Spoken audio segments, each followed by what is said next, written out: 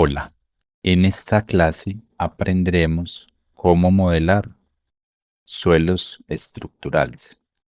Ahora sí, por fin, después de haber definido nuestros niveles, ejes y haber aprendido a vincular los planos de CAD de referencia de nuestro edificio, nos introduciremos al modelado en Revit. Empecemos entonces por revisar de nuevo este apartado. En la parte superior van a encontrar de primero a arquitectura. Para mis estudiantes de arquitectura será, digamos, la fila más importante y, como pueden ver, empezamos por los elementos básicos que componen todo proyecto.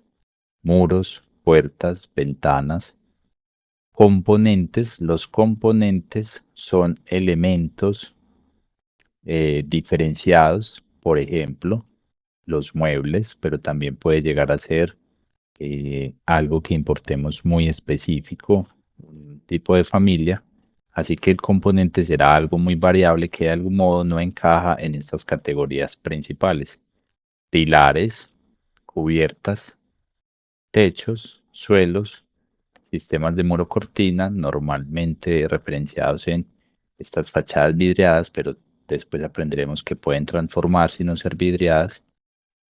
Algunas aplicaciones sobre esos muros cortinas, que son la rejilla de muro cortina o el montante para modificar los muros cortina, y unos elementos específicos como barandilla, rampa y escalera para las circulaciones. Las barandillas son lo que también denominamos coloquialmente la baranda, el pasamanos, etcétera. Lo que genera es el límite en la losa respecto, por ejemplo, a un vacío o a un balcón.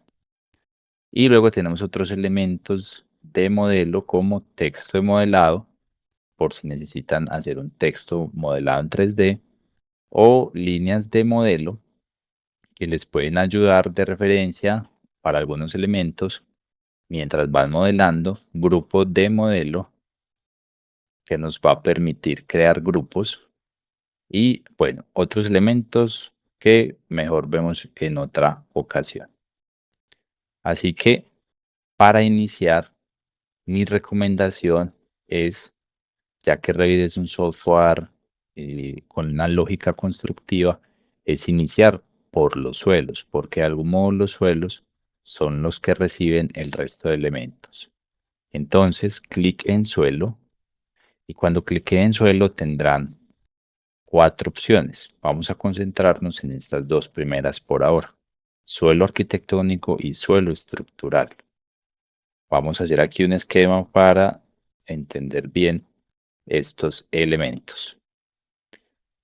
En un esquema de sección vamos a entender, digamos, este elemento como una viga,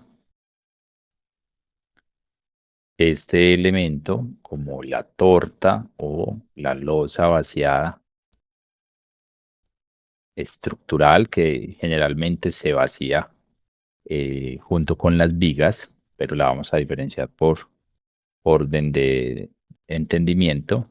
Luego vamos a construir, supongamos, los muros, que los muros los construimos sobre la losa estructural. Esto es clave. Y luego, ¿qué vamos a hacer? Vamos a hacer el suelo arquitectónico. El suelo arquitectónico lo vamos a hacer entonces entre los muros que están sobre la losa estructural. ¿Eso qué significa? Que vamos a modelar primero las losas, luego los muros y, basándonos en el contorno que dejen los muros en planta, vamos a definir nuestros suelos arquitectónicos. Recordemos comúnmente en nuestro contexto como haciendo una especie de zoom a esto, cómo se ve ese suelo arquitectónico. Tiende a tener un elemento de acabado que puede ser un porcelanato, un piso cerámico, es decir, un elemento prefabricado como estos, que a veces son de 60 por 60, 30 por 30, 45 por 45, etcétera. O suelos adhesivos o polivinílicos, etcétera. Luego tenemos en nuestro contexto una pegacor comúnmente, para adherir el piso o el enchape al mortero de nivelación. Aquí lo estoy exagerando para que se note más, que normalmente en nuestro contexto también nos sirve para algunos temas de redes y demás. Y luego sí vendría nuestra losa estructural, que recibe todo esto, este piso arquitectónico, y luego vendrían nuestras vigas, ¿cierto? En ese sentido, normalmente a este elemento lo consideramos entre unos 7 a 10 centímetros a lo mucho. Es decir, el compuesto entre el piso, la pega y el mortero de nivelación. Y dependiendo del sistema, por supuesto, del tipo de edificio, podríamos estar hablando de que nuestra losa puede tener entre 10 y 15 centímetros, dependiendo más las vigas y los nervios. Entonces vamos a ir modelando esos elementos. Vamos a empezar aprendiendo a utilizar el suelo estructural. Para ello, abrir nuevo modelo simplemente para que puedan observar cómo funciona la herramienta y digamos, qué tipos de apariencias nos puede dar. Entonces, cuando damos en arquitectura, cierto suelo estructural, miren que Revit nos va a generar o nos va a modificar nuestro entorno de trabajo. Si ven esto que se resalta azul con modificar y crear contorno de suelo, estas serán nuestras herramientas para dibujar nuestras losas. ¿Cómo podemos dibujar? Aquí hay como unas semejanzas con AutoCAD. Tenemos líneas y tenemos, por ejemplo, rectángulos y otras geometrías. Pero la magia es que en vez de modelar elementos lineales bidimensionales, al ustedes utilizar estas herramientas van a generar elementos tridimensionales. ¿Cómo? Bueno, atención a este elemento. En propiedades podemos definir el tipo de familia que vamos a usar para ese suelo estructural que vamos a modelar. Y en ese sentido, por defecto, Revit trae estos suelos, ¿cierto? Acera 19 centímetros, o si es bovedilla cerámica de 30, losa flotante de 32, parquet, pavimento flotante, pavimento técnico o por defecto.